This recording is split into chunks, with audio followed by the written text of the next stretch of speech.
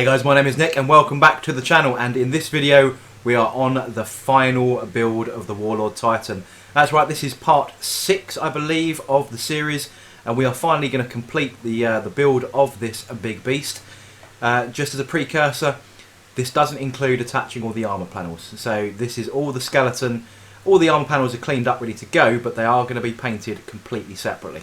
Now before we get into the video, there is a big shout out to my brand new Patreon. That is the Unprofessional Hobbyist, aka Matt.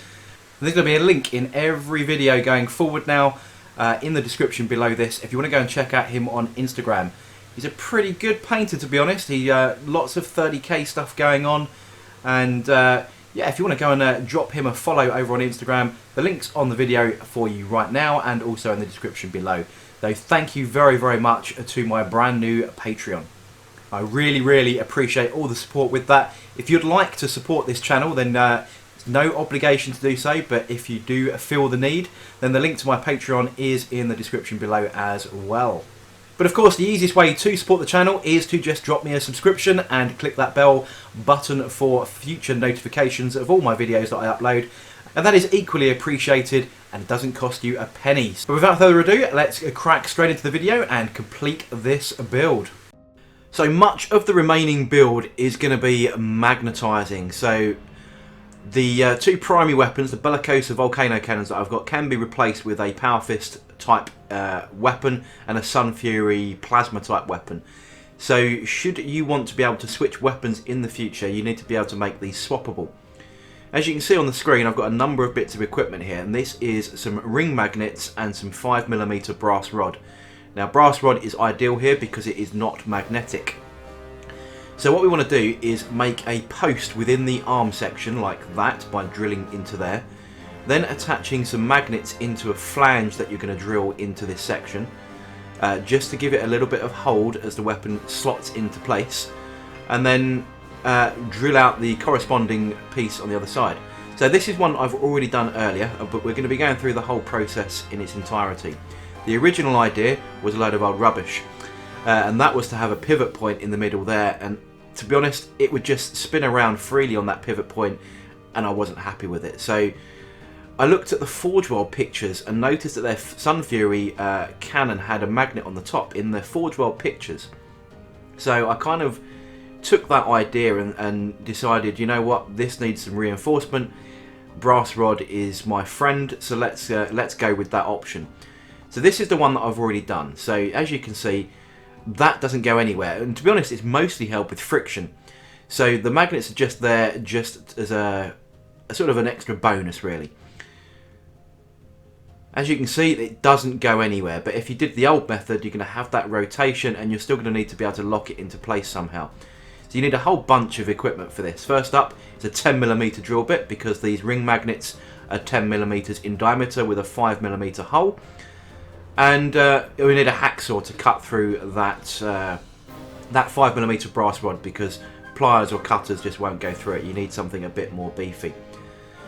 So the first thing we're going to do is drill some pilot holes. Now I'm using a 4mm drill bit on my Dremel here, because I think that's pretty much the biggest drill bit I can actually get into it. I'd love to have been able to do all the drilling just using the Dremel, but alas, they're not really designed for large scale drill bits. So I'm just using this 4mm drill here then, just to give me some pilot holes and make sure that the holes that I'm going to drill a little bit later, the bigger holes, have got a guide to follow. Something I do recommend, rather than going straight in with the big drill bits. Now we need to do the same on the corresponding weapons, and bear in mind, if you haven't done one of these at least already, you're going to need to do all of your weapons, and if you've bought all of the weapon options, this is the way to do it. Now notice that the post that you're going to be applying, the 5mm brass rod, you should apply to the upper arms only. Otherwise you're going to have to do 4 lots of brass rod instead of just 2. So it just reduces the effort that you need to do, really. And just means that your weapons aren't going to be stored with the 5mm brass rod sticking out. Only the arms attached to the main body will have that piece on it. Once the 4mm drill's been done, we need to move on to a bit more of a handy power tool. So this is my power drill, and I'm using a 5mm drill bit in here, and the chuck is big enough to go to 10mm. So that's quite handy, really. So what we need to do is then flesh out that 4mm hole with the 5mm hole, and this is in order to allow the brass rod to sink into the piece of resin we're doing. Just needed to extend the drill bit there just to get the right depth that I was looking for, and you can see it just follows the hole that you've already done, so it's quite an easy thing to do. And we need to replicate that on both pieces, obviously, that we're doing here. So we just very, very carefully here. You don't really want the drill bit to slip at this point, especially on the weapon, because it will make a bit of a mess of your weapon mount. So just make sure that your hole is following the guide, and then we can just let rip and just sort of just coax the drill bit through. You just don't want to slip at this point. So just be nice and easy. If you've got a clamp or you've got some kind of stationary static drill, that would probably be a bit more ideal than trying to hand gauge this, but this will do you. This will work perfectly fine. So once we've got the depth that we're looking for, I think I've gone for about 2 inches, I think, into the weapon and 2 inches into the upper arm. So it's a sort of a 4-inch section of brass rod that will connect the two pieces together. Now, this isn't big enough to support the magnets that we want to do, so we need to make a flange section. So just testing to make sure the 5mm brass goes in, but we now need to carefully drill out just sort of about 2mm, I think these magnets are, but I'm actually using a pair of magnets just to double up the strength. So I need to drill a 4mm flange using the 10mm drill bit, and that will allow the ring magnets to sit flush inside each of the components, so the top of the weapon and inside the arm receiving socket here. Just drilling 4mm, sort of guessing it by eye. If you go over the top, you can always pack it with green stuff, or using your JB Weld or whatever it is you're adhering the magnets with, you can just pack out that cavity just to make sure that you're okay. But I think I guessed this just about right. So you can see here now that you've got the 5mm hole, and then you've got the flange section at the very top. We do exactly the same here on the large weapon, on the volcano mount. A little bit more tricky because it's a little bit hard to hold this piece as you try and drill it, but you can see the effect there. We get exactly the right sort of depth, and you can just test fit your magnet stack, and if it swallows up 2 magnets, then you know you're at the right depth. If you're going to use just 2 magnets to gauge your depth, though, be careful, because if you push them into a very tight little hole like that, you're going to struggle to get them back out again. And we just do a quick test fit to make sure all the components are all aligned, and we can see that the arm socket fits perfectly well. And all we can do now is just skip forward, and I've just glued everything in place. So there's 2 magnets in the receiving arm, there's 2 magnets in the weapon sections, and we now have 2 identical pieces of arm and 2 identical Bellicosa volcano cannons, all with the relevant holes, and they all interchange nicely. So now that we've done the brass rodding and the magnets, we now need to just attach the last pivot point of these upper arms into the shoulder socket mounts. So again, very strong connection required here, because these are very load bearing, very weight bearing, especially when you attach the weapons to the bottom. So JB welding this once again. Now what you want to do is, because you've already calculated your angles and you've got that little tilt on the bottom already, I'm aiming to make these quite straight so that the weapons are perfectly parallel to the floor. Parallel? Horizontal. Horizontal to the floor, that's probably a better word, right? So just mixing up a bit of JB Weld, once again, is the best stuff for this job. I can't recommend it highly enough. 2-part epoxy resin will do. You could potentially pin it as well if you really wanted to, but I'm quite happy with the bond that this stuff does. You can see that I've already scored the inside of these, ready to go. You can see there's a little bit of roughness on the top of those. You don't need to clean that up, because it's completely going to disappear when we do this. So with the offset camber of the bottom section, we just need to counter offset that at the top so that the weapons will hang straight.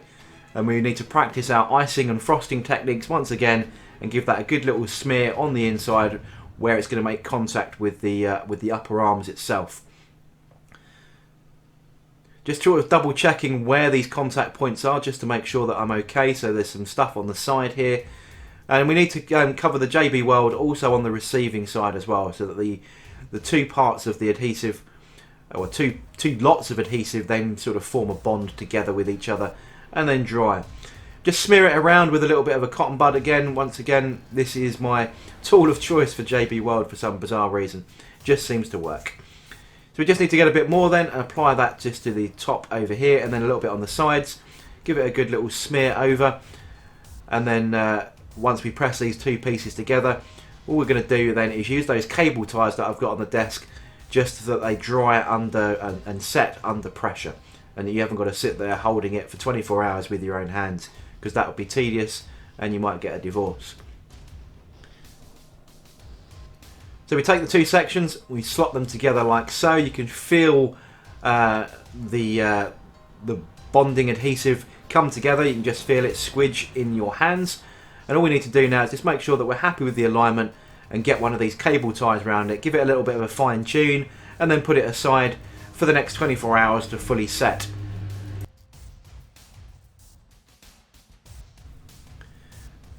I was trying to use a spirit level here just to see if I could test the levelness of the piece, but because they're curved edges, that obviously didn't work, so that was a bit stupid. So you don't need to do that. It is going to have to test it by eye. But we just now take our cable tie, our zip tie, and then we can just pull that tight right across the two mounting points here. Just give it a little fine tune, make sure that's tight. Fine tune, is that perfectly lined? So I'm just gauging it by eye and making sure that it looks about right. So it's a couple of millimeters off, but once you're happy, do make sure you're happy, because once this goes off, you're not going to be able to change your mind again.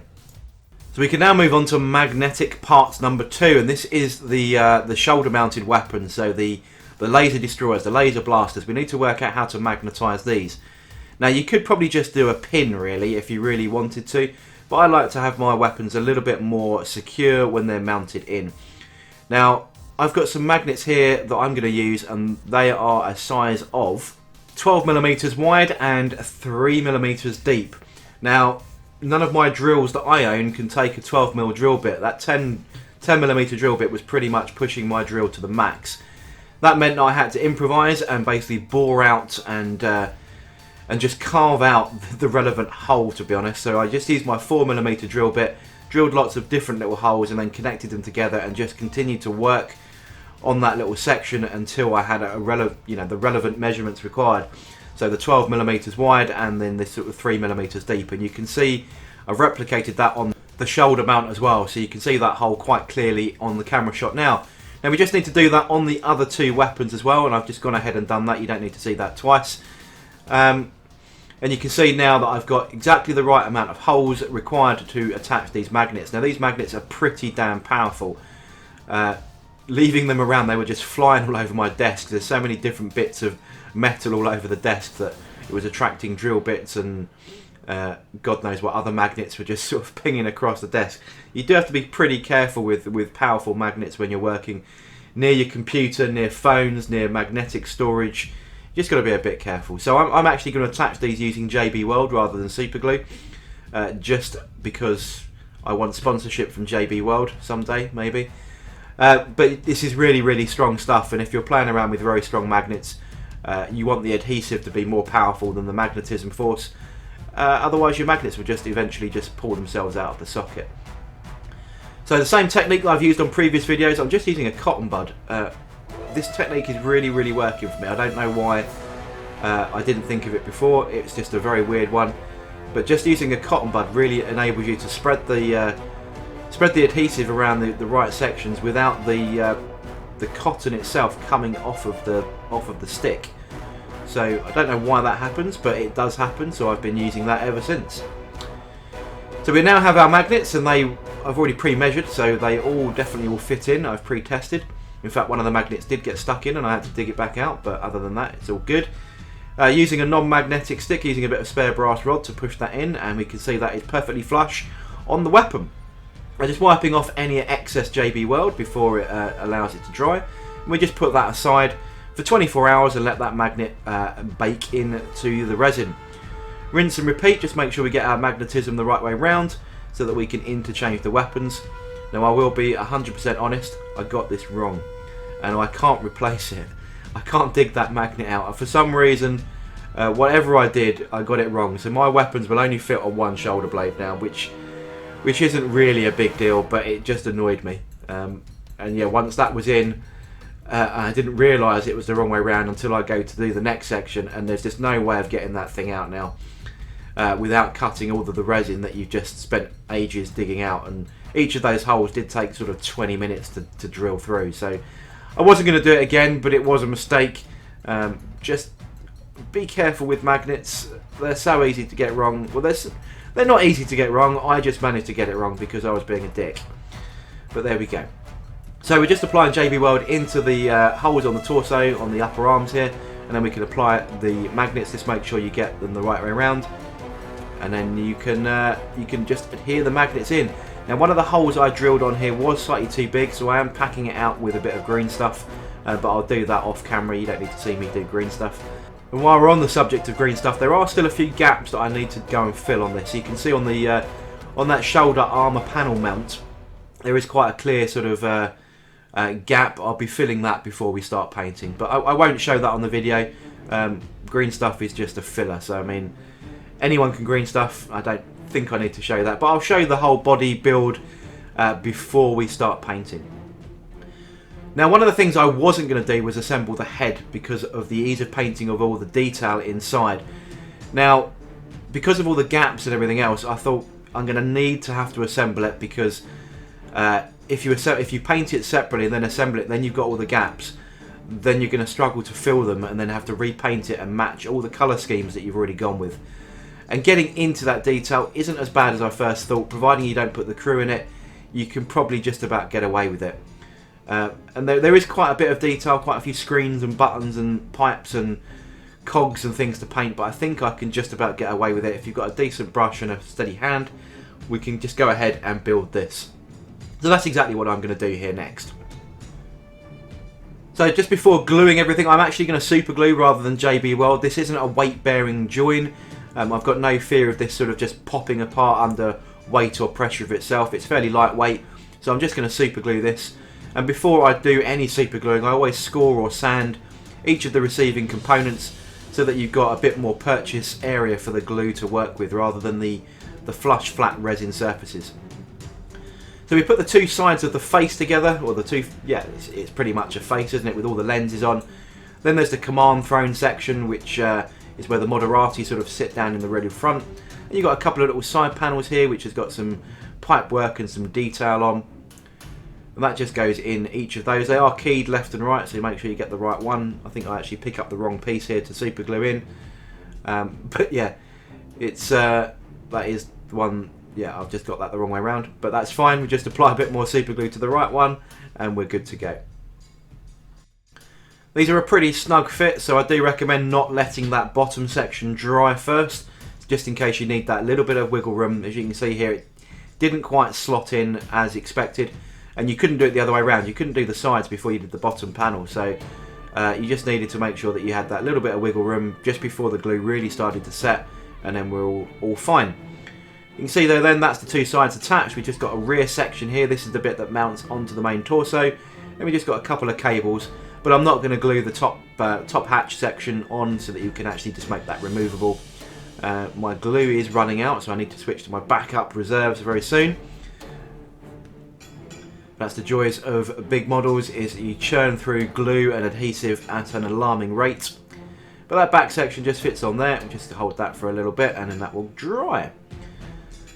Now I am going to be magnetising the head. I don't know whether I'm going to be getting any of the alternative heads. There is a Lucius pattern head. My Legion is the Warp Runners, and they are based on Lucius, so it might make sense to go for a Lucius pattern head. So what I'm doing, I'm going to magnetise the option so that if I do at some stage get the alternative pattern head, I can just switch them out quite easily. Just glue on these bits of hose. My hoses were fortunate enough to align perfectly well, so I didn't have to heat bend any of these. But quite often these, ribbed hoses do warp a little bit, so you want to be careful and you might need to heat bend them. But yeah, my glue's dead. Let's break out the next glue. But you might need to heat bend them if yours aren't perfectly straight. So always test fit them first, make sure they are. And mine were fortunate enough to fit in straight away. So makes a change really, no warpage on these parts whatsoever. We just test fit, make sure the head all snugly fits on, and it certainly does. I think I might even drop a little mini magnet in here as well, just so that it has something to purchase with. There is a little front flat section there. You can easily put a little magnet into that section.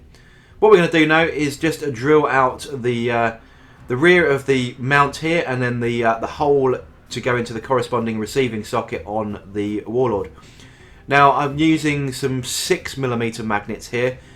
Just seemed to be the right size, and it also meant I didn't have to do any funkiness with any large drill bits. So now I was going to try and be a bit flash with this and try and make it so that you could actually pivot the head in different positions by using a triple magnet system.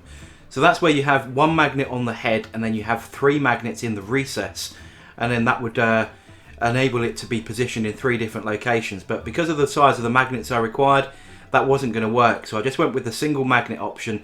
And you can see here I've already drilled it and I've already glued those magnets in place, and it's exactly the same procedure that I've done with all of the other magnets. So just picking a suitable size magnet. I think in this case they were 6mm by 2mm, and that was perfect hold and weight to do the head. Now the next stage after doing the head is to attach the arms to the shoulder mounts. Now all we're going to do is score off and file down each of those bonding points, just to give it a bit of purchase. Again, this is something that I've done with all of the super glued areas and all of the welded areas as well. So something I do recommend, especially if you're using any other bonding agent other than JB Weld, just gives you something to purchase. Just instead of that flush, smooth resin, just gives the adhesive something else to work with. So I highly recommend that you do this at all stages of anywhere that's really going to get any kind of adhesive. That smooth resin is probably not the best surface to go smooth to smooth. So just doing that on the receiving end as well as the upper arms themselves. So I'm just using an old file here with a sharp point on the end of it, and just using that point just to rough around the edges and dig into that smooth resin. Just using an old paintbrush or a large paintbrush just to get rid of any excess resin and any bits and pieces that will prohibit a smooth attachment. And then we can spin the model upside down, and then we can just sort of work out exactly where these are going to go. Just got to make sure that you get the orientation right, so that the pistons are facing inwards and not facing outwards. And just making sure that a single cable tie in this case will hold the parts so that they dry and bond under pressure. And that's one of the big things you want to do here. Now you could turn it upside down and do that, but my magnets in the top section here for the upper weapon mounts were still quite wet. So I'm doing this immediately after I've done that top magnetization of the laser blasters. So I couldn't really do that without the magnets coming loose in the top. So I'm doing this upside down, but because I'm using those zip ties, those cable ties, this isn't going to be an issue. So we're just mixing up a lot of JB Weld again. This is the best stuff for the job. You could pin this section as well if you were just using a regular adhesive, a regular super glue, just to give you that extra bond strength. But I'm quite happy with the abilities of this stuff to hold these weapons. Now you really do want to make sure it is a great bond, because this is a very load-bearing connection.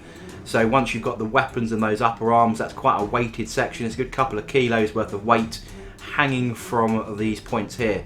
So you really do want to make sure that these sections are never going to come apart again. So using my trusty cotton bud to smear the JB Weld around the bonding points, just making sure that I get a good amount of this stuff in and around where these are going to connect into the shoulders themselves.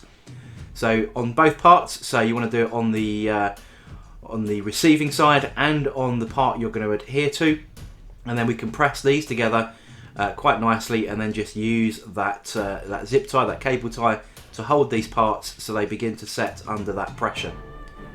But just making sure that I've got enough of this stuff on. I'm fairly happy, I think, at getting up to this point here.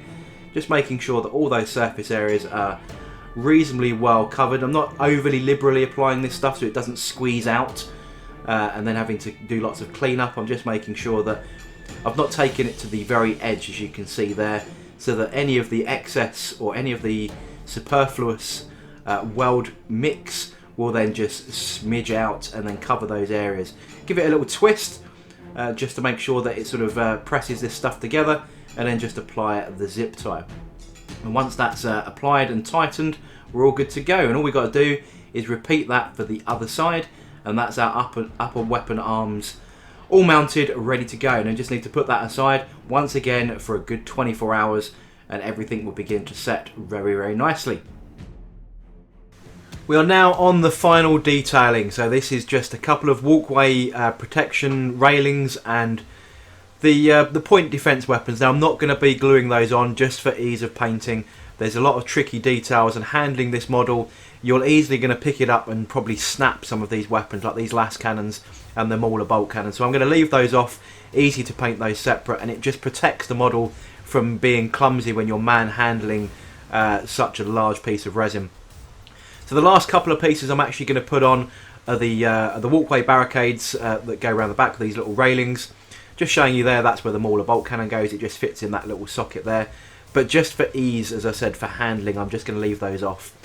So these are the railings, and they just fit around the back here, and just protecting your Mechanicus adepts and all those kind of people that are working inside on those super large reactors, and they just glue in on the side there. These were a little bit warped. They needed a bit of heat treatment to bend so that they actually followed the where they were supposed to go. They're a little bit banana shaped, but you know, easy fix. As usual, just score out where they're going to be glued. I'm just going to use regular super glue here, or super glue gel, to attach these. Again, non-weight bearing components, so easy to just super glue rather than use anything else. I'm just running a bead along there, and that just slides in to the back of the model.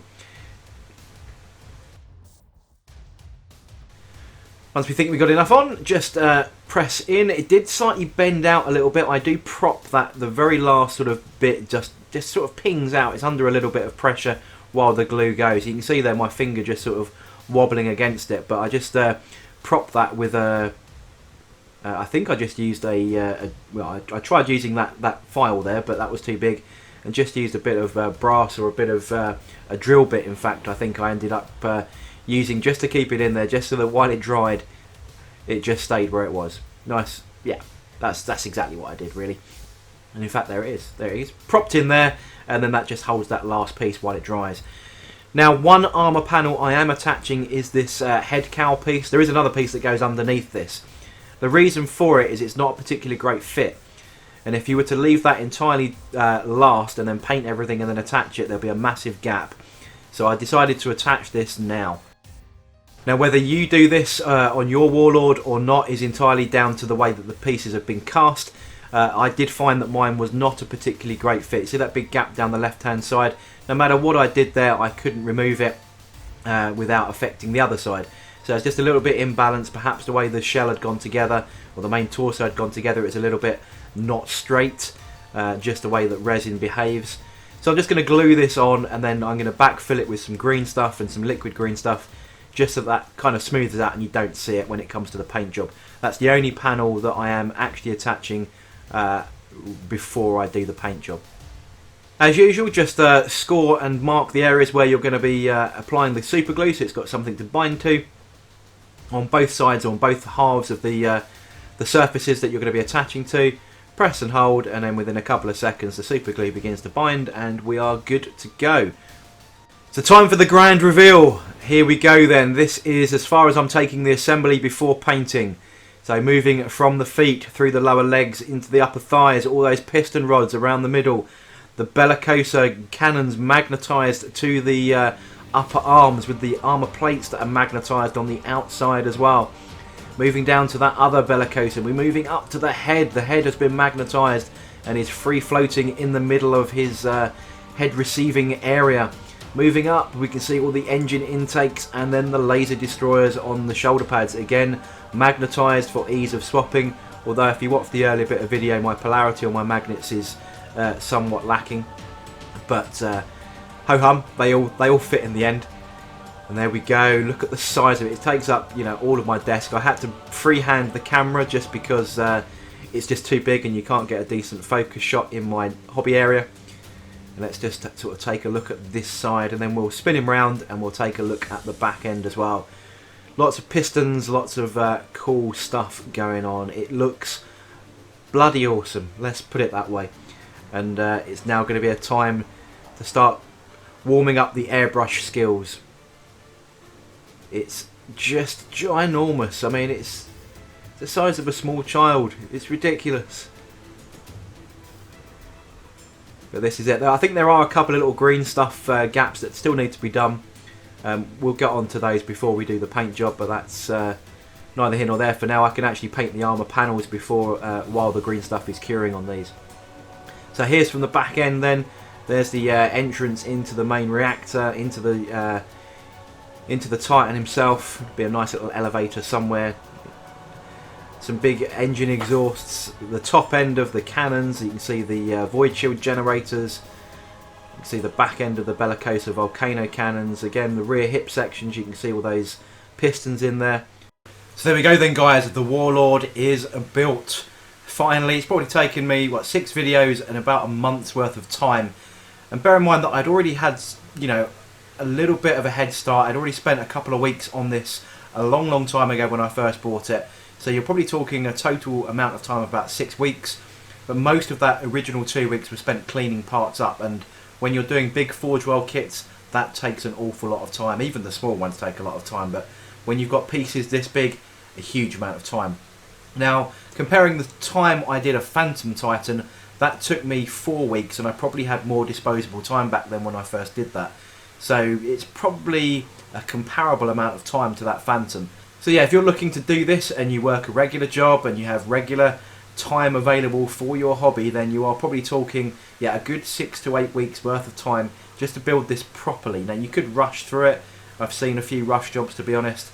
But, you know, if you're dropping this kind of cash on this kind of model, you want to give it all. Because you're not going to do it again. I'm certainly not going to get another one of these, he says. Yeah, I'm not going to get another one of these. So, go through the pain, do it properly, do it once, measure twice, cut once, don't make a bodge of it. Watch this video, watch the series of videos, see if you can pick up some hints and tips. Don't make the same mistakes that I've done. If you've seen any of my videos and you think you could have done something a bit better, or you think, you know, perhaps I did something a little bit wrong, or there was a shortcut, then feel free to drop those comments below this video. I always like to read how people have got on with their silly, crazy, large projects like this. Obviously, I can't go back. I'm now committed. I've done what I've done. But it's always nice to know for future reference, or if anyone else finds this video, skims through the comments and says, you know what, that I agree with that particular person. I could have done it a bit better. So that's what it's all about. Caring and sharing.